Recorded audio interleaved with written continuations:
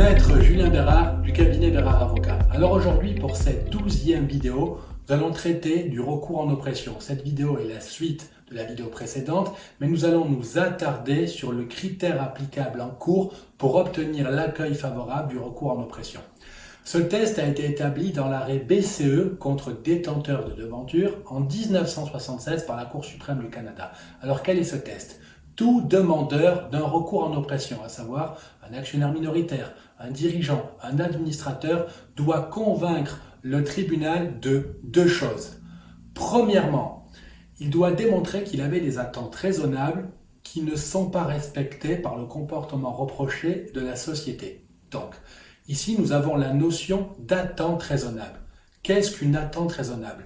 La Cour a considéré que les critères à prendre en compte pour déterminer la raisonnabilité des attentes raisonnables sont les suivants. Par exemple, les pratiques commerciales de la société, la nature de la société, les rapports antérieurs entre les parties, les pratiques antérieures de la société et c'est le plus important, les déclarations faites par les parties et les conventions intervenues entre elles. Par exemple, une convention d'actionnaire.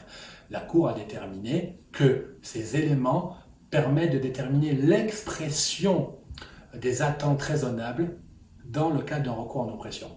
Deuxièmement, les demandeurs de recours en oppression devront faire la preuve, donc nous voyons ici qu'ils ont le fardeau de preuve, ils devront faire la preuve que c'est par un abus, un acte hautement préjudiciable ou une omission injuste de tenir compte de leurs intérêts que leurs attentes raisonnables ont été violées par la société. Donc ici, nous sommes au cœur de l'essence du recours en oppression, qui, je vous le rappelle, est un recours en redressement en cas d'abus ou d'inéquité. Donc, si une décision est considérée comme ayant été hautement préjudiciable, car abusive, et qu'elle porte atteinte aux intérêts du demandeur d'un recours en oppression, alors dans ce cas-là, le recours sera accueilli favorablement, puisque le test aura été franchi avec succès. Dès lors que c'est le cas, les juges disposeront de la palette de remèdes que nous avons vue sur la vidéo précédente. À ce titre, je vous renvoie vers la vidéo numéro 11.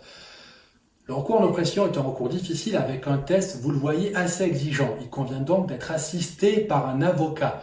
Je vous rappelle qu'à ce titre, Bérard Avocat est un cabinet spécialisé en litige civil et commercial et que nous traitons les recours en oppression. Si vous avez des questions, des commentaires, n'hésitez pas à me contacter, il me fera plaisir de répondre à vos interrogations. Et en attendant, je vous souhaite à tous une excellente journée.